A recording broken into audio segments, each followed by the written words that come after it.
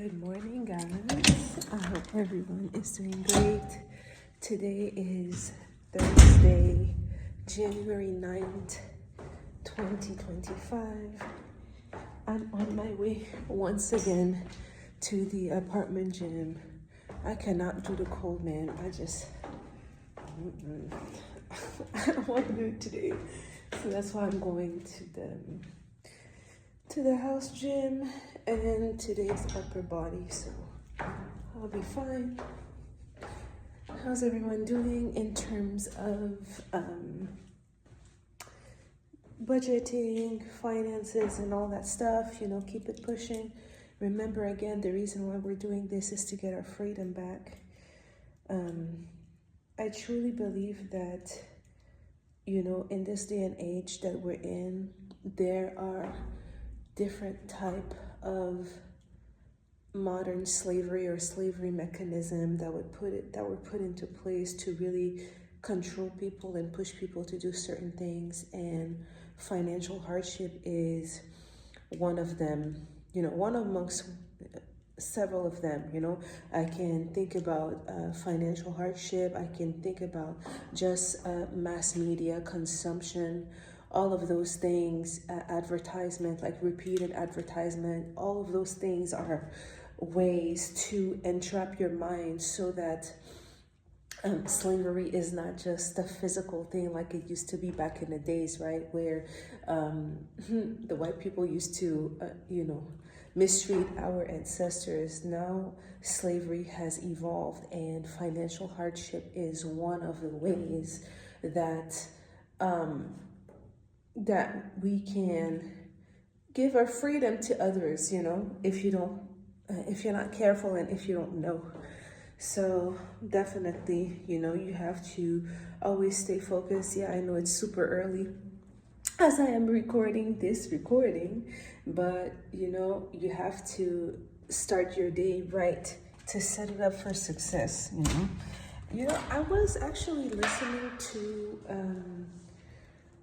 a YouTube video yesterday on my way back from work, and the lady said something interesting. She was like, in order to pick up momentum when you start paying off your bills, you have to start looking at the paying your debt thing as a game, and she was referring to the debt snowball that Dave Ramsey recommends to pay bills. Again, this strategy is very simple. You just write down all that you owe, and then you start paying the smallest ones first, and then whatever payment you were making on the smallest one, once this one is paid off, you put it on the second, the third, so on and so forth until you're done.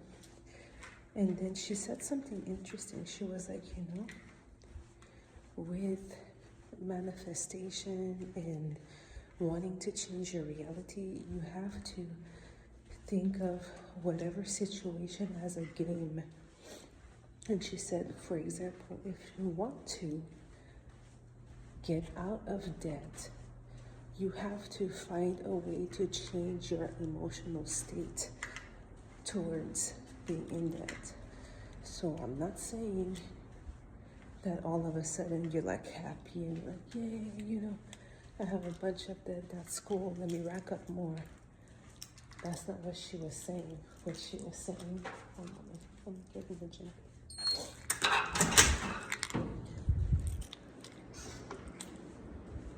Let's see if there's any over there.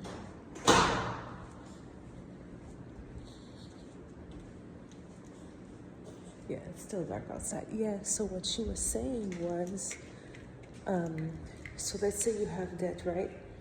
And so the reason why the snowball effect works so well is because it gives you that like adrenaline kick, like, oh, okay, you know what? I'm actually doing something good here. I'm getting rid of debt. So you stay motivated to pay what you owe. So she was saying that, and she wasn't specifically talking about the snowball, the debt snowball, but I just made the connection. She was saying that when you start doing that, so even if the smallest debt is really big, she said, you know what, divide it in like sections. So divide it in 2 or 3 payments, whatever. And then once you achieve the first milestone, then you'll see that paying your debt will become like a game. So she said, when you start seeing things in terms of, oh, it's a game, instead of, oh my God, my life is over, I will never make it happen, she says that your mindset starts to change from desperation to freedom mindset. You get what I'm saying? So that's what she was saying. She was explaining that you have to see debt repayment as a game. Okay, I have, I don't know, I have a $500 bill. How fast can I pay it? Okay, if you can't pay it all at once, that's cool. If you divide it in $100 payment, okay, how fast can I make the first payment? And then once you make the first payment of $100, then you're like, oh, okay, cool. It took me 2 weeks to pay this one. Let's see how fast I can pay the next $100 payment. And then, but you see how instead of bringing stress and anxiety to your life, because your mind is starting to see it as a challenge, like, okay, how can we make that next payment faster? So your brain starts thinking differently. Your brain stops coming from a desperation point of view to a, you know what, I can do that. Let's see, let's make it happen. And she says, when your mind shifts, right? Because again, your reality that you live right now is just a reflection of what you think. So when you can change how you think and you change your emotions attached to how you think, that's when everything starts happening quickly. Because I was looking at my situations, right? And I told you yesterday, I was looking at my vision book and all of the things that God was able to help me accomplish. And I was like, how is it that I was able to accomplish so much in so little time? And I realized that that's the shift that happened in my mind when I first started. That's exactly what happened. I started making the first payment and then I got excited and I was like, okay, let's see how I can make the next payment. And then, cutting back on eating out, snacking out made more sense because I was like, okay, I want to see how fast I can pay the next bill. I want to see how fast I can pay this. I want to see how fast. So it became all a game and I got excited instead of being stressed out like, oh, I can't do it. So life is a game. That was the biggest thing that I got from this video, that life is a game. And we have to see it as such, and we need to know the rules. So the rules of this game of life are written in the Bible. So we need to read the Bible to know what the rules are so that we can have a chance to win. And then once we know the rules, we need to implement it. If we mess up, that's fine. Still go back to the book of rule, which is the Bible, and make it happen. Change your mindset instead of being always negatively thinking like I can't do it, defeatist, negative. We need to change it. How do we change it? Of course, prayer, meditation, so that we can get more information on how this thing works, but also thinking about life as a game, thinking about any obstacle that we see as a game, like, okay, let me see how I'm going to defeat you. And you don't have to tackle it all at once. You can break it down in little pieces and then you tackle every little pieces one by one, and that's going to motivate you and change your mindset from negative to positive. That's it. So yeah, so I'm at the gym now. I forgot my skip rope upstairs. I guess that's why it's better to go to the real gym. You come fully equipped, but it's fine. I'm going to do upper body today. I'm going to do upper body today real quick and then keep it moving. All right, so that's all I had to say for this morning. Have a good, blessed, fruitful, productive morning. Stay blessed. Don't forget to pray before you leave your house so that you can come back home safely, okay? Stay blessed. Part 2 of this morning video. It's still cold in Texas, but it's okay. It's okay. But yeah, man, and going back to financial freedom, debt freedom. So how can we go about it, right? So in the first segment of that video, I spoke about making debt repayment a game. I know it sounds weird, right? Because being in debt is not fun, but that's exactly it. We need to get out of the mindset that getting out of debt is painful, because it doesn't have to be. Especially if you turn it into a game. As I mentioned previously, if you start with the smallest debt that you have, and you just break it down into little segments that are easily attainable, then you're actually going to kick some positive momentum in your actions towards being debt free. And in return, that will change your mindset, that will change your vibration from being on a negative level to being more on a positive level. So that's what I mean by turning debt repayment into a game. Okay, how fast can I make the first payment? How fast can I make the second payment? Again, you don't have to focus on the overall target, but just break it down in gradient. Use the gradient approach. Break it down into easily attainable target where you can be consistent instead of putting a whole bunch of effort once and then being discouraged. It's the same thing with fitness, right?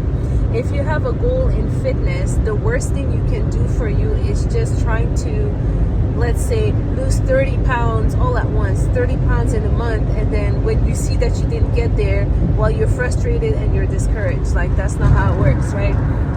So same thing with finances and repaying debt. Just break it down in little payments, not like that little, but you get what I'm saying, right? For example, if you have a $500 debt as your smaller debt, if you can't pay it all at once, you can break it down. Okay, I'm going to pay the first $200 as fast as I can, and then once you get to that point, your mind is going to be like, you see, look at that, we made it. When we thought we weren't able to make it, we did it. So then after that, you set the next milestone until you're done with that debt, and then you move on to the next one. So turn your debt repayment as a game, number one. Number two, we need to pray and meditate again, because you want to stay connected to God, right? Because God is the creator of everything, right? So he has the blueprint on how to go about paying off your debt as well. Like, he knows everything, right? So you definitely need to pray to stay connected to God. You need to pray to know basically the playbook of life, right? Because that's what the Bible is. The Bible has the information on all the systems that God built within his kingdom for us to be living an amazing life. But if you never read the Bible, or if you rely on your pastor, your priest every Sunday to read the Bible to you, then you're never going to amount to anything. You have to think about pastors and priests as people who are trying to help you, but at the end of the day, it's all about the actions that you put towards getting closer to your goal that will make a difference. Plus, going once a week, once every few weeks to church is not going to make any difference. I'm just being honest. It's the same thing for, again, referencing to fitness. If you have a personal trainer, it's not because you see the personal trainer like twice a week that you're going to get to your goals. It's what you do in between those sessions that will make a huge difference, not the fact that you show up on time at your personal training session. Like, that's not going to make a difference. You know what I'm saying? So same thing for finances.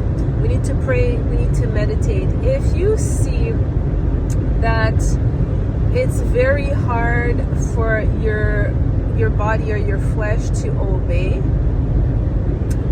the best way to go about that is to fast.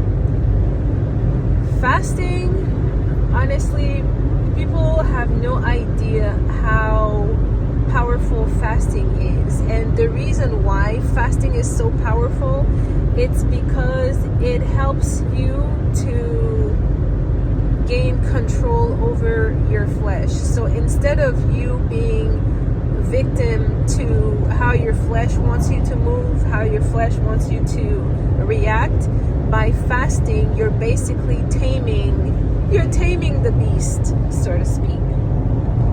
That's the main purpose of fasting. It's not to show off to everyone that, oh, I did a dry fast, I didn't eat all day. It's not to show off to others. Like, the main purpose of fasting is really to gain control over your flesh, right? And what else did I want to say? Well, I don't know if it's related to finance, probably not, but you know how in the Bible, right, it always says that God is love, God is love, God is love. I was just like, what does that even mean? Okay, yeah, he loves us. Cool. Perfect. Well, I'm just realizing that the reason why this description is emphasized in the Bible is to let us know that if while we are here on earth, we feel anything other than like love, happiness, peace, anything that represents God, it means that it's not from God. It means that it's the devil who is manipulating our experience to make us live a certain way that we're not supposed to. So the reason why the Bible emphasizes that God is love is because the moment that you don't feel like that, it's a signal to you, and you have to pick it up quick. It's a signal to you that I'm not in alignment with God anymore. Something's going on. My alignment is going from being aligned to God to being aligned with the world, which is not good, right? Because that's when manipulation happens. That's when addiction, diseases, and all the bad stuff start manifesting in your body, just because you're getting far from God. So always keep that in mind. And when yesterday I was saying that whether you're talking about finances, whether you're talking about like health and fitness goals, you don't want to let yourself slip in a state where you're blaming yourself. You're constantly saying, oh, you're a failure, you're this, you're that. You don't want to slip in that type of mindset, because again, right, any type of negative thinking is not from God. So the moment that you slip into that type of mindset, you give access to the devil, to you, pretty much. You give access to you, to demonic entities, whatever. And that's why whenever people chronically feel like that, they end up on drugs, alcohol, any type of addiction to make them distracted of the situation that they're in. And again, that's not good. So going back to finances, if you see that you're starting to feel like this, the best way to go about it is to generalize it, because whether your thoughts are good or bad, okay, what will amplify that thought is the amount of details that you put in it. So let's say you want to lose weight, right? But then on that week you gain like a pound or something. If you keep focusing on the fact that you gain a pound, and then you're like, yeah, you see you're fat, you have love handles, you got this, you got that, you can't fit into your pants anymore, blah blah blah. You see the amount of details that you're attaching to the fact that you gain a pound is not going to help you. And most times what's going to happen is you're going to gain more and more pounds because you're amplifying that negative emotion. Whereas let's take a different example with finances.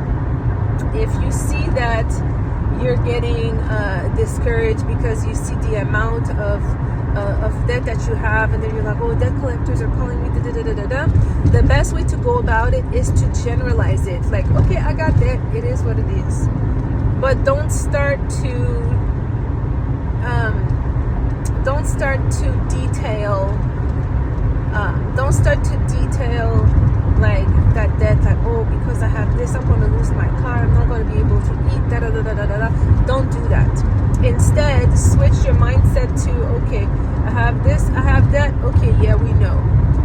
Then follow the baby steps. Start with the smallest debt, okay? I can't pay the whole amount, what can I pay? I can't pay $50, cool. All right, how fast can we do it? All right, let's go. Let me give it a few days. If I have to do Uber, if I have to do Lyft, doesn't matter what it is. As long as it's legal and you're not hurting anyone else, get it done. Then the first $50 is paid off. Then you're going to be like, wow, you know what? I put a goal, a reasonable goal, achievable goal. I got it done in a few days. All right, let's go for the next $50. Let's go for the next 50 until you're completely done. So try to put detail more on the things that are positive to give you that momentum, because the thing with detail is the more detail you give to something, the more you amplify it and the more momentum you give to it. And that goes for good things or bad things. So knowing that anything that is bad that you don't want in your life, try to just generalize it like, okay, it is what it is. But the good things that you do want to happen, then put details. So that's why even like when you're talking about law of attraction, manifestation, and all that stuff, what is it that they always tell you? And even the Bible says that if you want something, you have to be clear about it. You can't just be like, oh, well, I want to be a millionaire. Like, what does that even mean, right? You have to be detailed. So it's the same thing with anything that you want to manifest in your life. You have to be detailed, but you have to be careful with that too, though. Because like I said, you don't want to start being detailed about all the negative things that are happening in your life. I'm pretty sure you know someone that it doesn't matter if they move, they switch apartments, the same bad situation keep happening over and over again, even though they physically move. The issue is their mindset is still set on that negative thinking, and they've become pros at detailing those negative thoughts, you know. So just be aware of that. And then what else did I want to say? Yeah, man, that's pretty much it. You know, let's just stay on track, keep each other accountable, and focus on where we want to go. Oh yeah, I wanted to talk about so while I was at the gym, right, I was watching another video where it was an interview between a man that I forgot the name and Esther Hicks. She's like one of the original people who started talking about manifestation, law of attraction, and how God gave us like all the tools to make great things manifest, right? So one thing that the man asked her, he was like, yeah, you know, I've conditioned myself to wake up every day at 3 so that I can like meditate and stuff like that. And then he said that because this man is like an older gentleman and he writes books on, I guess, I don't know, self-improvement and stuff like that. I forgot his name, but anyways. So he was saying that in his books, he always encouraged people to like meditate the last 5 minutes of their day before you go to bed. Meditate and do affirmations and stuff like that so that you don't go to bed with the weight of the day, right? And then she said something interesting. She was like, well, that's not going to work because you have all of the thoughts and everything that happened throughout the day, you already have it in your mind and it's like pretty vivid. So she said instead of spending time doing like affirmations and stuff like that, she was like, those affirmations are not going to go anywhere. Which was funny. And she was like, yeah, you know, people think that just repeating words is going to make a difference, but that's not what God resonates with. He resonates with what you feel, right? Like your heart, like, you know what I mean, right? So she said, instead of doing all that, just go to bed, go to sleep, because like vibrations and stuff like that, they kind of stop when you're asleep, right? And she said the best time to actually meditate and focus on what you want to accomplish is first thing when you wake up, because you pretty much put like the law of attraction on pause while you were sleeping. When you wake up, you're closer to the vibration of God. Like you're closer, and you're less prone to be affected by whatever negative emotional state that you were the day prior when you first wake up in the morning.